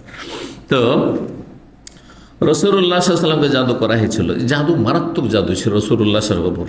অন্য কাউকে করা হইলে হয়তো তার প্রাণ নাশ হইতো, মারাই যেত। তো বলছেন, কাল সুফিয়ান বলছেন যে ওয়াহাদা আসাদ্দ মা ইয়াকুন মাসসির, নবী সাল্লাল্লাহু আলাইহি ওয়াসাল্লাম স্ত্রীদের সাথে মিলিত হতে পারছেন না, অথচ ভাবছেন যে না হয়ে গেছে। তো বলছে এটি প্রচণ্ড, হ্যাঁ, আপনার বা মারাত্মক ধরনের এক জাদু ছিল। হ্যাঁ, আসাধ্য মায়া ইকোনমিনাসের, এটি মারাত্মক ধরনের জাদু ছিল। এজা কানা কাজা, যখন এমনটা হয়েছিল তখন বলে হে আয়েশা আলেম, তো তুমি জানো না বা জানো কি আন্নাল্লাহ কাদ আফতানি ফি মাস্তাফতাইফি, আল্লাহকে যে সম্পর্কে আমি জিজ্ঞেস করেছি, মানে আল্লাহর কাছে জানতে চেয়েছি, দোয়া করেছি, সে সম্পর্কে আল্লাহ আমাকে জানিয়ে দিয়েছেন। আফতানি মানে আল্লাহ আমাকে জানিয়ে দিয়েছেন। আফতানি শাব্দিক অর্থ হচ্ছে আল্লাহ ফতোয়া দিয়েছেন। তো আল্লাহর ফতোয়া দেওয়া মানে আল্লাহ জানিয়ে দিয়েছেন নবী সাল্লাল্লাহু আলাইহি ওয়াসাল্লামকে ওহীর মাধ্যমে। কিভাবে জানিয়েছেন? বলছে আতানি রাজুলানে, দুইজন ব্যক্তি আসলো। দুইজন ব্যক্তি মানে দুইজন ব্যক্তির রূপ ধারণ করে দুজন ফেরেশতা আসলেন। সাধারণত দুইজন ফেরেশতা নবী সাল্লাল্লাহু আলাইহি ওয়াসাল্লামের কাছে জিবরাইল আর মিকাইল আসতেন, জিবরাইল এবং মিকাইল আসতেন। ফাকাদ আহাদ ইনদা রাসি, তাদের একজন আমার মাথার কাছে বসে গেল, ওয়াল আখার ইনদা রিজল, আরেকজন আমার পায়ের কাছে বসলো। ফাকার আল্লাযী ইনদা রাসিল আখার, আমার মাথার কাছে যে বসেছিল সে আরেকজন ফেরেশতাকে বলল, মা বালুর রাজুলি, এই ব্যক্তির কি হয়েছেটা কি, এই ব্যক্তির হয়েছেটা কি? নবী সাল্লাল্লাহু ঘুমিয়ে আছেন কিন্তু, আর ওই অবস্থায় স্বপ্নে দেখছেন। কালা মাতবুবুন, এই যে মাতবুবুন তিব থেকে, মাতবুবুন মানে মাসহুরুন, জাদুগ্রস্ত, তিনি, তাকে জাদু করা হয়েছে। কাল অমান তাব্বাহু মানে অমান সাহারাহু, কে তাকে জাদু করেছে? কাল লাবিদ বিন আসাম, লাবিদ বিন আসাম নামক ব্যক্তি, রাজুলুন বিন বানি জোরাইক, বানু জোরাইক গোত্রের একজন লোক, হালিফুন লিয়াহুদি, ইহুদিদের মিত্র ছিল সে, ইহুদিদের দোস্ত ছিল। যেমন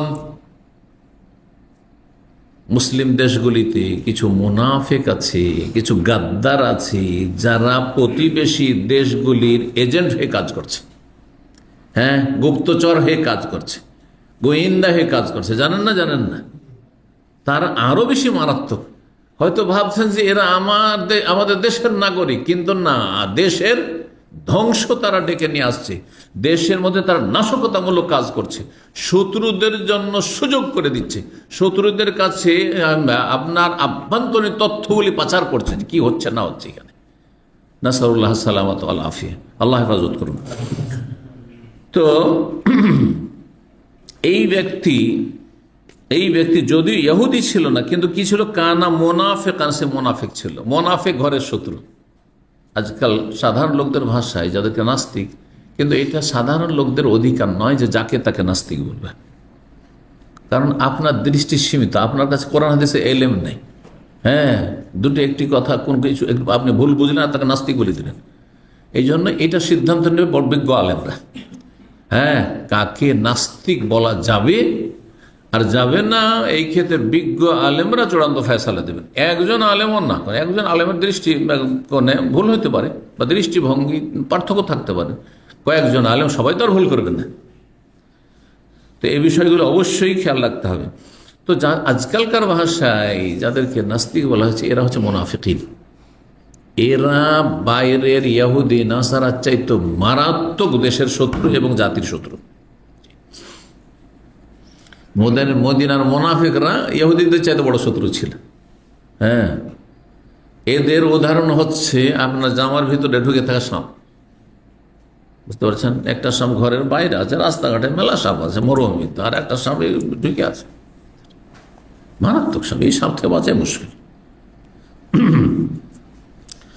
তো বলছেন যে কানা মুনাফিক, এই লোক মুনাফিক ছিল। কাল অফিমা, কিসে করেছে, মানে কোন বস্তুগুলোতে জাদু করেছে? তাহলে ফি মুস্তিন, চিরুনিতে, তাহলে চিরুনির দানা নিয়েছে। আর কি মশাতাতিন, চিরুনি করার সময় যে চুলগুলি উঠে আসে সেগুলিতে।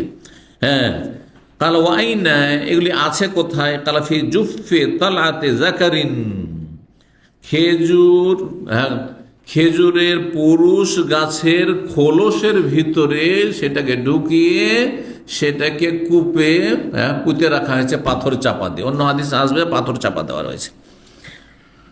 হ্যাঁ, না এখানে চলে এসছে, বলছেন।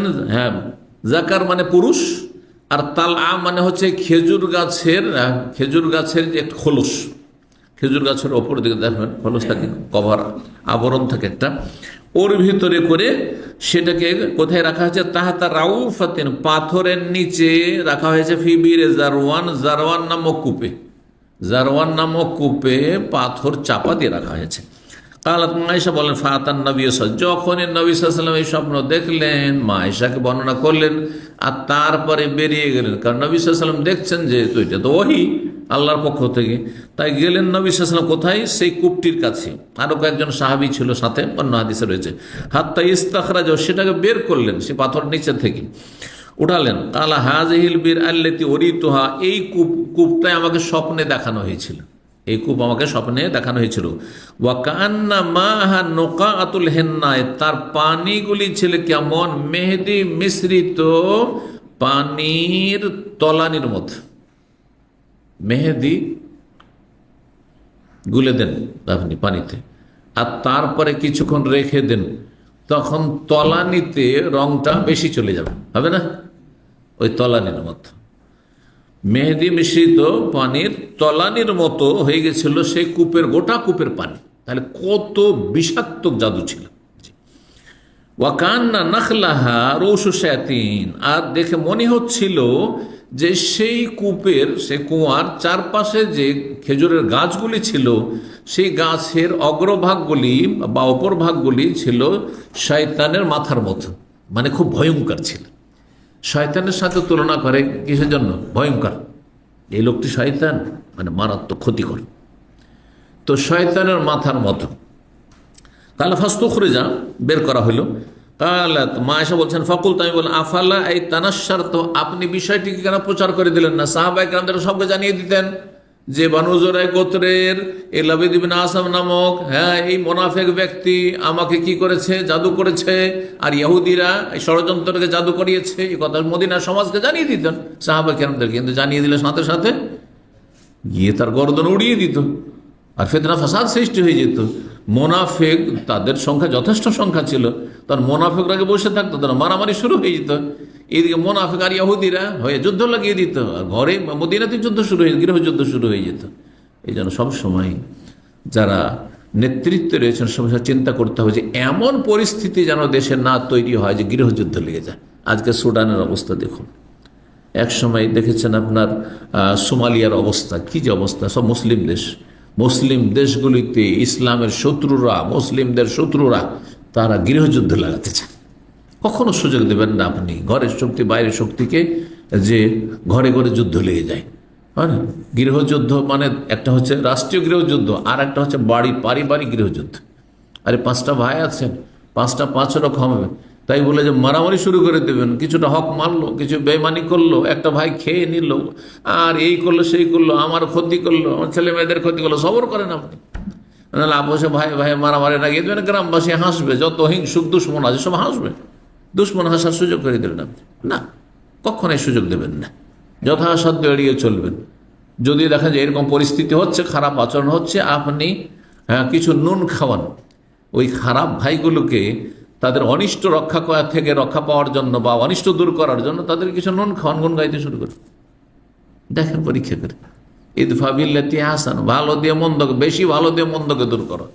আর মন্দ দিয়ে মন্দকে দূর করা যায় না, যে তুই করেছিস, ক্ষতি করেছিস, আমিও করব, তুই এরকম কাজ করলি তো আমিও করব, কঠিন অবস্থা হয়ে যাবে। আল্লাহ হেফাজত করুন। তো বলছেন যে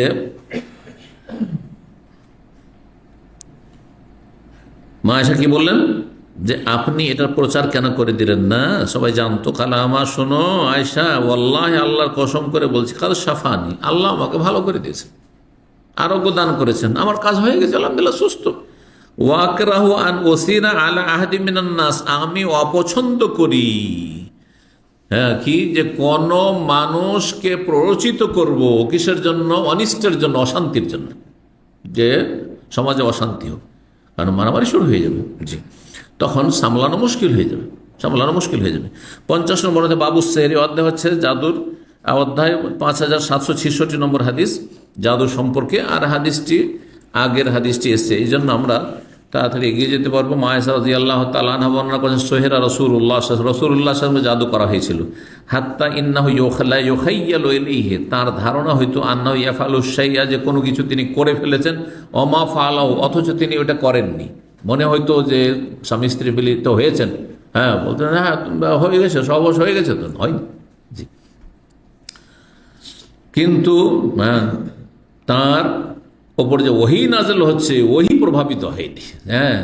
তার হৃদয়ের অবস্থা ঠিক ছিল। নবী সাল্লাল্লাহু আলাইহি সাল্লামের শারীরিকভাবে তিনি অসুস্থ হয়েছেন, বা শারীরিক যে দুর্বলতা এসেছে, বড়ই দুর্বলতা এসেছিল, কিন্তু মানসিক অবস্থার ওপর দুর্বলতা আসেনি, যাতে তিনি হয়তো স্মৃতিশক্তি হারিয়ে ফেলেছেন, সুতরাং ওহীকে আয়ত্ত করতে পারছেন না, এমনটা হয়নি। আল্লাহ ওহীকে সুরক্ষিত করার জন্য বলছেন, হাতে জাকানা জাতায়ম, একদিনের ব্যাপার, ওয়াহুয়া ইন্দি, সেই সময় নবী সাল্লাল্লাহু আলাইহি ওয়াসাল্লাম আমার কাছে ছিলেন। মা আয়েশা বলছেন, দা আল্লাহ ওয়া দাহু, বারবার করে আল্লাহর কাছে দোয়া করছেন।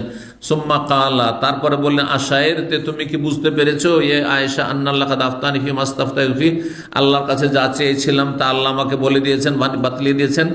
কুলতু, আমি বললাম, ওমা যাকা ইয়া রাসূলুল্লাহ, সে বিষয়টি কি? কালা যা আনি রাজুলান, দুই ব্যক্তি আসলো, মানে দুই ব্যক্তির রূপ ধরে। ফাজালা জালাসা আহাদুম ইনদা রাসি, একজন আমার মাথার কাছে বসলো, আরেকজন পায়ের কাছে বসলো। আর তারপরে বলতে লাগলো একজন আরেকজনকে, মাওয়াজুর রাজুল, এই ব্যক্তির অসুস্থতা কি, রোগ কি? কালা মাতলুবুন, জাদুগ্রস্ত হয়েছে। ওমান তাব্বাহুকে জাদু করেছে। কাল্লা বিদুন আসাম ইল ইহুদি মিন বানু যুরাইক, এখানে ইহুদি বলা হলো, কিন্তু ওই হাদিসে মুনাফিক বলা হয়েছে, আল্লাহু আলাম। তো ইহুদিদের মিত্র হিসাবে, কারণ মিত্র গোত্রকে নিজের গোত্রই মনে করা হতো। আরবদের মধ্যে যে মিত্রতা এমন ছিল, কারণ রাষ্ট্রীয় শাসন যেহেতু ছিল না, গোত্রীয় শাসন, তো একা একটি গোত্র বা বংশ নিজে হয়তো যুদ্ধ করতে পারবেন না, এই জন্য আরও কিছু গোত্রকে নিজের সাথে মিলিয়ে নিত, যে তোমরা আমাদের বন্ধু, আমাদের জীবন তোমাদের জীবন, আমাদের মরণ তোমাদের মরণ, আমাদের যুদ্ধ তোমাদের যুদ্ধ। তোমরা কি কেউ মারলে আমরা আছি, হ্যাঁ দাঁড়াবো, আর আমাদেরকে মারলে তোমরা দাঁড়াবে। এইভাবে তারা মিত্রতার সম্পর্ক স্থাপন করতো, যাদেরকে বলতো হ্যালিফ, মানে হলফ করে, তাদের সাথে কসম করে, শপথ করে তারা মিত্রতা স্থাপন করত। তো বলছেন যে কালা ফাফি মাজা কিসে, কালাম ফি মুস্তিন মশা তাদের অজুফেতাল আতিন জাকারিন, যেটি বললাম যে চিরুনি ছিল, আর তারপরে কিছু চিরুনি আঁচড়াতে গিয়ে বা স্মৃতি করতে গিয়ে যে চুল আসে সেগুলোতে ছিল, আর তারপরে পুরুষ আপনার খেজুর গাছের আপনার খোলসের ভিতরে সেটা জাদু করা হয়েছিল। আইনা হওয়া সেগুলি আছে কোথায়, বীরে জারওয়ান, জারওয়ান নামক, জারওয়ানও বলা হয়েছে, আর এখানে জি আর ওয়ান বলা হয়েছে। তো একটির নাম একাধিক হয়ে থাকে, কোনো একটির অনেকগুলি জিনিস আছে, যে অনেক সময় নামের পার্থক্য থাকে, নামের পার্থক্য থাকে। একটি দেশের নাম বা একটি অঞ্চলের নাম বিভিন্নভাবে বলে না, চিটাগাং, চট্টগ্রাম, হ্যাঁ।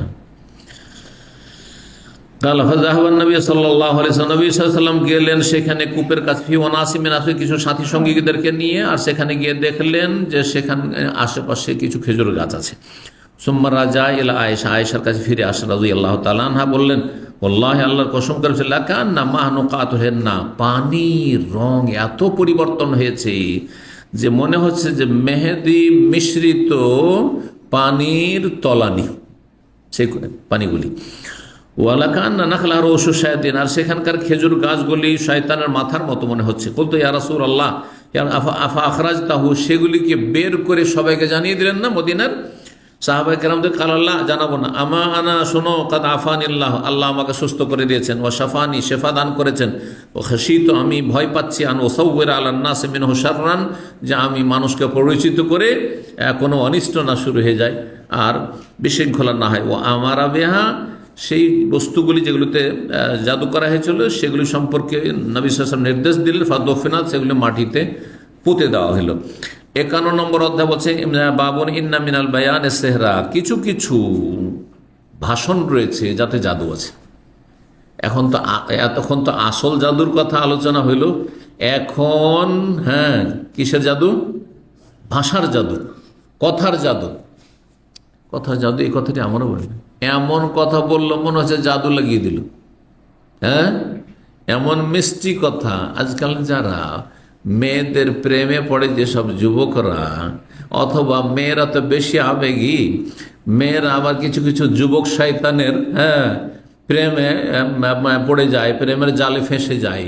কি ওই যে একবার মধু মাখা কথা, এত উফ উফ, এই করতে গিয়ে এক কথাতে তাকে কাত করে দিয়েছে, পাগল হয়ে গেছে। না বাপ চেনে, না মা চেনে, না মান সম্মান বুঝলো না, বাপ মার সম্মান কোথায় গেল, আমার বংশের সম্মান কোথায় গেল, কিচ্ছু বুঝলো না। হ্যাঁ, উদাও হয়ে গেল। কথা বুঝতে পারছেন তো? কিছু কিছু কথায় কি রয়েছে? জাদু রয়েছে। কিছু কিছু কথায় জাদু রয়েছে, এরকম ভাষণে জাদু রয়েছে, ভাষণে জাদু আছে। জি, যারা কোরআন হাদিসের ওয়াজ করে না, বেদাতি ওয়াজ করছে, শিরকি কথা বলছে, তারপরও তাদের শ্রোতার অভাব নেই। কারণটা কি? আল্লাহর কথাও বলে না, রসুলের কথাও বলে না, ধর্মের লেবাস পরে শিরক বিদআত করাচ্ছে, আপনাদেরকে জাহান্নামের দিকে নিয়ে যাচ্ছে। তারপরও এক শ্রেণীর বোকা মুসলমান, তারা তাদেরকে লক্ষ লক্ষ টাকা দিয়ে মাহফিলে নিয়ে আসছে। কেন? কারণ তাদের বয়ানে কি আছে? সেহের, জাদু আছে, জাদু আছে। 5767 নম্বর হাদিস। হাদিস বর্ণনা করেছেন আব্দুল্লাহ বিন উমর রাদিয়াল্লাহু তাআলা আন্নাহু কাদিমা রাজুলুন মিনাল মাশরিক, একবার মদিনায় পূর্ব দিক থেকে দুইজন ব্যক্তি আগমন করল। পূর্ব দিক বলতে এই আল কাসিম আর রিয়াজ এই এলাকা, নাজদ এলাকা। এই নাজদ এলাকা থেকে এই দুইজন লোক গিয়ে মদিনায় হাজির হইল। ফাখাত, আর দুইজনে গিয়ে মদিনায় ভাষণ দিল। খুতবা মানে ভাষণ, তাইলে খুতবা মানে ভাষণ। কিন্তু বেদাতি মোল্লারা বুঝলো না যে জুমার খুতবা আর ঈদের খুতবা ওইটা ভাষণ হইতে হবে, যাতে ভাষাভাষীরা বুঝে। এ মূর্খরা মন্ত্রে পড়েই জুমা পড়াবে, মন্ত্রে পড়েই ঈদ পড়াবে, আর জাতিকে জাহিল মূর্খ রেখে দেবে। জাতি জাহিল মূর্খ থেকে গেল, ইসলাম সম্পর্কে কিছুই জানতে পারলো না। আরে আমার দার্সে পয়সাওয়ালা ইনভেস্টারগুলো আসবে না? আসছে? আছে কেউ ইনভেস্টার? কেউ নেই। এখানে শত শত ইনভেস্টার আছে বাংলাভাষী, দাম হবে। কথা ঠিক কিনা? যদি সম্মেলনও হয় বিভিন্ন জায়গায়, শহরগুলোতে সম্মেলনে যায়, তারপরও হয়তো আসে না, ওই একাধটা কখনো হয়তো কোনো সময় চলে আসে। হ্যাঁ, দিনই সার্কেলের হইলে খানিকটা, না হইলে প্রায়গুলি আসে না। এখানে কোটিপতি, আমার ইসলামিক সেন্টারের পাশে যে সিকমার, কোটিপতি বাঙালি আছে, জীবনও ইসলাম সেন্টার আসে না। 27 বছর আমি আছি এখানে, কথা বুঝতে পারছো, দিন শিখতে। কিন্তু জুমা মসজিদে ইসলাম বাঁচাবার জন্য আসবে। আরে 5 ওয়াক্ত না পড়লে কমপক্ষে জুমাটা তো পড়ি, ঠিক কিনা? আর ঈদটা তো পড়ি, আসবে না? জুমার খুতবাটা যদি বাংলায় হয়, বাংলার জমিনে বাংলায় হবে, আরবের জমিনে এটা সেই জন্য আরবিতে হচ্ছে, বুঝা গেছে? এখানে আরবদের সংখ্যা বেশি এবং এই দেশটি হচ্ছে আরবি ভাষার দেশ, সেই জন্য। কিন্তু বাংলাদেশে কেন আরবিতে মন্ত্র পাঠাবে? হ্যাঁ, ভারতে উর্দুতে খুতবা না হয়ে আপনার, বা যে অঞ্চল, ভারতে তো উর্দু ছাড়া অন্য ভাষাও আছে, যেখানে যেই ভাষা সেই ভাষায় খুতবা না হয়ে আরবিতে কেন মন্ত্র পাঠ হবে? এতে ফায়দা কি হলো? চিন্তা করুন, আপনার এখানে 52টি সপ্তাহ, এক সপ্তাহে যদি একদিন আসেন, গোটা 1 বছর আসবেন, তাহলে 52টি আমার বক্তব্য দার্স শুনতে পাবেন, ঠিক কিনা? বৃহস্পতিবারে সপ্তাহে বিষয়ভিত্তিক একদিন দার্স হচ্ছে, তাহলে 1 বছর পার হবে, তাহলে 52টি বিষয় সম্পর্কে আপনারা জানতে পারবেন, ঠিক না? কিন্তু জুমা 52টি জুমা, 52টি বছরে জুমা, যাতে এই আপনাদের মতো গরিবগুলো শুধু আসবে না জুমাতে, ওই কোটিপতি বড় বড় কোম্পানির মালিকরাও আসতে বাধ্য। ঈদে বড় বড় কোম্পানির মালিকরা, ভিআইপিরা আসছে, মন্ত্রী মিনিস্টারও আসছে, যারা প্রশাসনে আছে তারাও আসছে, বিভিন্ন দপ্তরের যারা একবারে মুখ্য ভূমিকা পালনকারী তারাও আসছে। সুতরাং 52টি বিষয় আর 2টি ঈদ মিলে 54টি বিষয় সম্পর্কে তারা স্বাভাবিক জানতে পারবে না? খুব সহজে, কত সহজে তারা ইসলাম জানতে পারবে, চিন্তা করুন। তা দেখি, রাষ্ট্রপতি আসতে বাধ্য, প্রধানমন্ত্রী আসতে বাধ্য, হ্যাঁ, তার যতগুলি আমলা আছে, মন্ত্রী আছে, হ্যাঁ, সবাই আসতে বাধ্য জুমাতে আর ঈদে। কিন্তু যতই বড় সম্মেলন করেন না কেন, জমিয়ত আহলে হাদিসের সম্মেলন হচ্ছে, আহলে হাদিস আন্দোলন সম্মেলন হচ্ছে, আর এই সালাফি সম্মেলন হচ্ছে, তা আসছে কাউকে স্পেশাল গেস্ট করে যদি নিয়ে আসা হয়, হয়তো আসলো বড় এহসান করে দিলে এসে, হ্যাঁ, যে অনুগ্রহ করলাম, ঠিক না? কিন্তু জুমাতে ওর নিজের ধর্ম বাঁচাবার জন্য আসবে, ঈদে ওর ধর্ম বাঁচার জন্য আসবে, ঠিক না? কমপক্ষে নামকে আসতে হবে। তো আপনি সেখানে সহজে ইসলামটা জানিয়ে দিতে পারছেন। এই বুঝটা যদি আমাদের দেশের আলেম আলমাদের হইতো, ওই বিদাতি আলেমদের বিশেষ করে বলছি, তাহলে এই খুতবা আরবিতে তারা কখনো পড়াইতো না। আরব দেশে শুধু আরবিতে খুতবা হবে, অথবা আরব দেশের মেহমান গিয়ে যদি ভারতে, বাংলাদেশ, পাকিস্তানে খুতবা, তখন সে আরবিতে খুতবা দিবে, অনুবাদ করবেন দেশবাসীর জন্য। কিন্তু সেখানে খুতবা হবে বাঙালি আলেমের, হ্যাঁ, বাঙালি খতিবের, বাংলা ভাষায় খুতবা হবে। জি, যেখানে যে ভাষা রয়েছে সেখানে খুতবা হবে। আল্লাহ বুঝার তৌফিক দান করুন। তো এই দুজনে ভাষণ দিল এসে, ফাজেবান না শুলে বায়ানেহমা, লোকেরা এই 2জন বক্তার ভাষণ শুনে, হ্যাঁ, তারা খুব বেশি আনন্দিত হইল, অবাক হয়ে গেল, কি সুন্দর ভাষণ, এইরকম বক্তা আমাদের মদিনায় কেউ নেই, একমাত্র রাসূলুল্লাহ সাল্লাল্লাহু আলাইহি ওয়াসাল্লাম। রাসূলুল্লাহ সবচাইতে বেশি, হ্যাঁ, অলঙ্কারপূর্ণ ভাষা বলার আল্লাহ স্পেশাল ক্ষমতা দিয়েছিলেন, হ্যাঁ, তার মতো কেউ ছিল না, কিন্তু অন্য কেউ ছিল না। ফাকাল রাসূলুল্লাহ সাল্লাল্লাহু আলাইহি ওয়াসাল্লাম, রাসূল তখন বললেন, এই লোকজন যে এত খুশি হয়েছে এই 2জনের ভাষণ শুনে, যারা নজদ এলাকা থেকে গিয়েছিল, বলে, ইন্না মিনাল বায়ানি লা সিহরা, কিছু কিছু ভাষণ আছে যাতে জাদু আছে, তোমাদেরকে জাদুর মতো কি করেছে, আকর্ষণ করেছে। অথবা বর্ণনাকারী সন্দেহ, ইন্না বাদাল বয়ানে সেহরুন, সব বয়ান নয়, সবার বক্তব্য না, সবার ভাষণ না, কিছু কিছু বক্তার ভাষণে সেহর, জাদু রয়েছে। 52 নম্বর অধ্যায় হচ্ছে বাবুদ্দাওয়াই বিল আজওয়াতিল সেহর। এই অধ্যায় হচ্ছে জাদুর চিকিৎসা করা আজওয়া, খেজুর দিয়ে। এটাও একটা, এতক্ষণ যে বললাম মধুর কথা, জমজম পানির কথা বললাম, আর কি কালাজিরার কথা বললাম, দোয়া জিকির আজকার কথা বললাম, কোরআনী আয়াতের কথা বললাম, তার সাথে এটাও অ্যাড করেন, কি আজওয়া, খেজুর দিয়ে বিষ, হ্যাঁ, বিষের প্রতিক্রিয়া দূর করা, আর হ্যাঁ, জাদুর প্রতিক্রিয়া দূর করা, জাদু চিকিৎসা করা। আজোয়া খেজুর জানাই আছে আপনাদের, আজোয়া খেজুর, আজোয়া খেজুর মদিনার সেই খেজুর।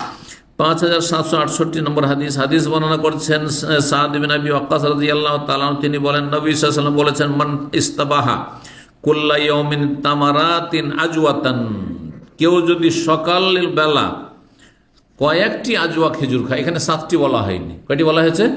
তামারাতিন, কয়েকটি খেজুর খায়, লাম ইয়াদুরু সুম্মুন ওয়ালা সিহরুন যালিকাল ইয়াউম ইলাল লাইল, সেই দিন রাত আসা পর্যন্ত তার ওপর কোনো বিষের অথবা জাদুর প্রতিক্রিয়া হবে না, জাদুর অ্যাকশন হবে না, আর বিষের অ্যাকশন হবে না। ওয়াকালা গায়রু, অন্যরা বর্ণনা করতে বলেছে সাবাত, আমার 7টি খেজুর, আর এটাই বেশি ঠিক যে 7টির কথা রয়েছে প্রসিদ্ধ হাদিসে। 5769 নম্বর হাদিস। হাদিস বর্ণনা করছেন আমির বিন সাদ, তিনি বলছেন সামিতু সাদান, আমার আব্বা সাদ বিন আবি ওয়াক্কাস রাদিয়াল্লাহু তাআলা আনহু বলতে শুনেছি, তিনি বলেন সামিতু রাসূলুল্লাহ সাল্লাল্লাহু আলাইহি ওয়াসাল্লাম ইয়াকুল, আমি রাসূলুল্লাহ সাল্লাল্লাহু আলাইহি ওয়াসাল্লাম বলতে শুনেছি, মান তাসাব্বাহা সাবা তামারাতিন আজওয়াতান, যেই ব্যক্তি 7টি আজওয়া খেজুর সকাল সকাল খাবে, সকাল সকাল মানে বাসি পেটে খেতে হবে কিন্তু, সকাল সকাল নাস্তা করার পরে নয়, দুপুর বেলা নয়, বরং সকালবেলা বাসি পেটে। পানি খান তারও আগে, অসুবিধা নেই, কিন্তু বাসি পেটে কোনো অন্য খাবার খাওয়ার আগে। লাম ইয়াদুররু যালিকাল ইয়াউম, সেই দিন তার কোনো ক্ষতি করতে পারবে না, সুম্মন, কোনো বিষের প্রতিক্রিয়া, ওয়ালা সিহরুন, না কোনো জাদু। আর একটি অধ্যায় রয়েছে ছোট্ট, আমরা শেষ করিনি, কারণ এই হাদিসগুলি এর আগে হয়ে গেছে। 5770 নম্বর হাদিস। হাদিস বর্ণনা করছেন আবু হুরায়রা রাদিয়াল্লাহু তাআলা, তিনি বলেন নবী সাল্লাল্লাহু আলাইহি ওয়াসাল্লাম বলেছেন, লা আদওয়া, সংক্রামক ব্যাধি বলে কোনো কিছু না। ব্যাখ্যা করেছি যে রোগের মধ্যে এই ক্ষমতা নাই যে সংক্রমণ করে যেতে পারে, তবে কিছু কিছু ছোঁয়াচে টাইপের রোগ আছে যেগুলির স্বভাব ওই রকম প্রাকৃতিকভাবে, কিন্তু আল্লাহর ইচ্ছা ভিন্ন হয় না। আল্লাহ যদি ইচ্ছা করেন তাহলে আপনাকে ছোঁয়াচে লাগবে, না হলে লাগবে না। ওয়ালা সাফার, আর সফর মাসে অশুভ বলে কোনো কিছু নেই, অকল্যাণ বলে কোনো কিছু নেই। ওয়ালা হাম, আর পেঁচা শুভ অশুভের লক্ষণ নয়, আলামত নয়, যে পেঁচার ডাক অথবা পেঁচা দেখেছেন সুতরাং কোনো বালা মুসিবত আসবে, এমন ধারণা ভিত্তিহীন, ভ্রান্ত ধারণা। ফাকালা আরবি, জনৈক বেদুইন বলল, ইয়া রাসূলুল্লাহ মা বারুল এবেলে, তাহলে উট কেন এমনটা হয়, কি হয়?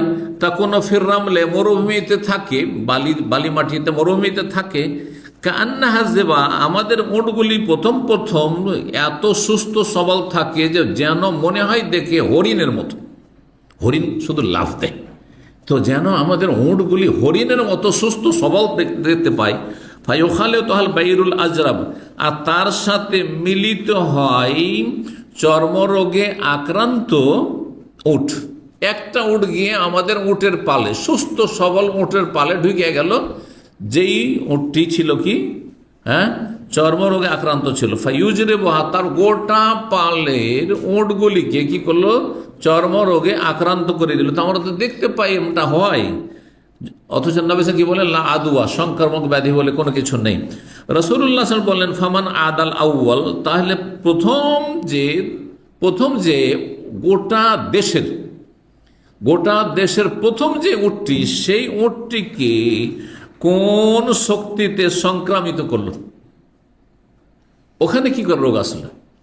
চুলকানি। আমরা মাদ্রাসায় থেকেছি, মাদ্রাসাতে চুলকানি যখন শুরু হয়, তখন সব ছাত্রকে চুলকানিওয়ালার পাশে থাকলে, রুমে থাকলে চুলকানি হয়ে যায়, ও আশেপাশে একটু ওই তো। তাহলে হবেই যদি কেউ মনে করে, তাহলে প্রথম ছাত্রকে কোথা থেকে চুলকানি এলো? তবে আল্লাহর ইচ্ছা হলে হতে পারে। একদল অবশ্য বলছেন না, আসলই নাই, কোনো কিছু নেই। তার নবী সাল্লাল্লাহু আলাইহি ওয়াসাল্লাম বলেছেন যে কুষ্ঠরোগী থেকে পালাও। তার নবী সাল্লাল্লাহু আলাইহি ওয়াসাল্লাম আরেকটি হাদিস সামনে আসছে যে অসুস্থ উটকে সুস্থ উটের পালে ঢুকাবে না। কেন বললেন তাহলে? বলছেন যে এই হাদিসগুলি মানসুখ হয়ে গেছে। কি বলছে? এই হাদিস রহিত হয়ে গেছে, একটি ব্যাখ্যা। আর দল বলছে যে না, ওই মানসুখ হওয়ার কথাই, অথবা এই হাদিসগুলি ওপরে প্রাধান্য দিয়েছে তারা, ওই লা আদওয়ার হাদিস, সংক্রামক ব্যাধি বলে কোনো কিছু নেই। কিন্তু অধিকাংশ ওলামারা বলছেন যে কিছু কিছু ব্যাধি আছে সংক্রামক টাইপের, ছোঁয়াচে টাইপের, কিন্তু আল্লাহর ইচ্ছা ভিন্ন হয় না সেটি। তো তারপরের হাদিস দেখেন 5771 নম্বর হাদিস। আবু হুরায়রা রাদিয়াল্লাহু তাআলা আনহু বলেন, আবু সালমা ইবনে আব্দুর রহমান তাবি বলছেন, সামে আবা হুরায়রা বাদু, তিনি আবু হুরায়রা রাদিয়াল্লাহু তাআলা আনহুর কাছে শুনেছেন এরপরে, মানে লা আদুয়া, আগের হাদিসটি কিন্তু আবু হুরায়রা বর্ণনা করেছেন। হাদিসের প্রথম বাক্য কি ছিল? যে সংক্রামক ব্যাধি বলে কোনো কিছু নেই। আবু হুরায়রা নিজে বর্ণনা করেছেন সংক্রামক ব্যাধি বলে কোনো কিছু নেই। তারপরে আবার তার কাছ থেকে শুনছেন যে রাসূলুল্লাহ সাল্লাল্লাহু আলাইহি ওয়াসাল্লাম বলেছেন, লা ইউরাদান্না মুমরিজুন আলা মুসিহ, অসুস্থ উটকে সুস্থ উটের পালে নামাবে না বা পালে নিয়ে আসবে না। আওরাদ ইউরাদ মানে অবতরণ করা, নামানো। যেখানে সুস্থ উট, সবল উট আছে, একটা অসুস্থ উট যদি থাকে, চর্মরোগে আক্রান্ত উট থাকে, তো এই সুস্থ উটের পালে ঢুকায় না। এই হাদিস কি প্রমাণ করে?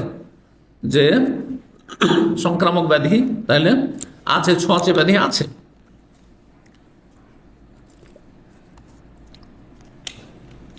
আবু হুরায়রা দুটো হাদিস বর্ণনা করেছেন।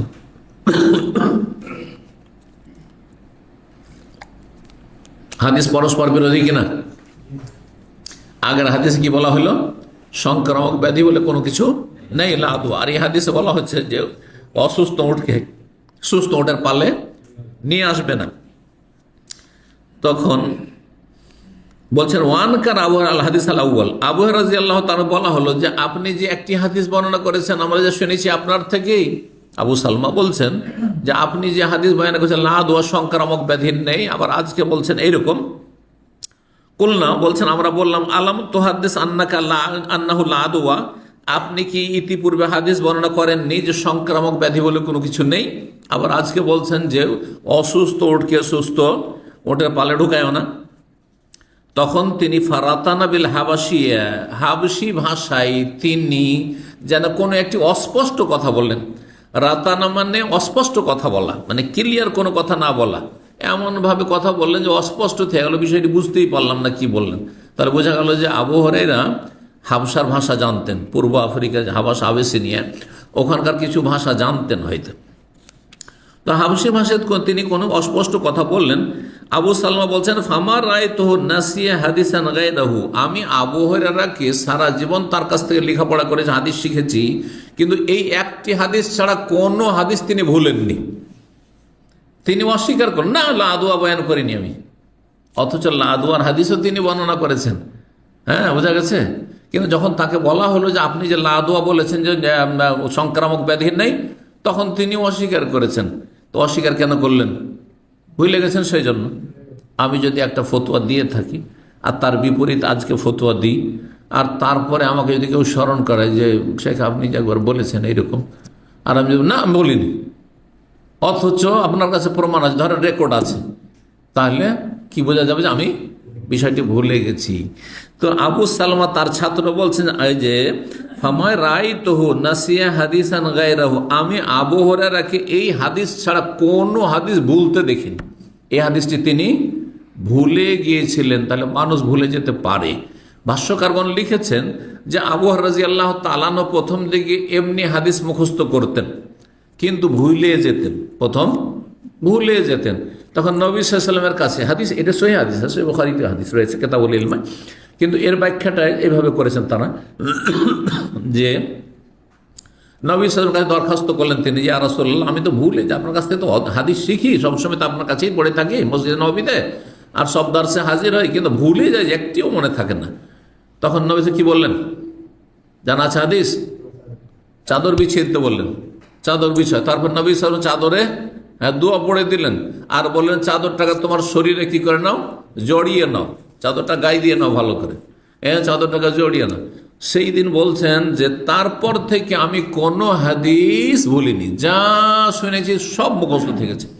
5000 বেশি হাদিস বর্ণনা করেছেন আবু হুরায়রা রাদিয়াল্লাহু তাআলা। সবচেয়ে বেশি হাদিস বর্ণনাকারী হচ্ছেন আবু হুরায়রা। বোঝা গেছে না? তো ভাষ্যকারগণ যে কথাটি বলেছেন এই হাদিসের ব্যাখ্যায়, যে নবী সাল্লাল্লাহু আলাইহি ওয়াসাল্লামের দোয়া নেওয়ার আগে তিনি লা আদওয়া মুখস্থ করেছিলেন, ওই জন্য ভুলে গেছেন। কিন্তু নবীর দোয়া পাওয়ার পরে কোনো হাদিস তিনি আর ভুলেননি। এবার বুঝতে পেরেছেন? এখানে আজকের আলোচনা শেষ করছি। ও জাযাকুমুল্লাহ খাইরান। সুবহান রাব্বিকা রাব্বিল ইজ্জাতি আম্মা ইয়াসিফুন ওয়া সালামুন আলাল মুরসালিন ওয়ালহামদুলিল্লাহি রাব্বিল আলামিন।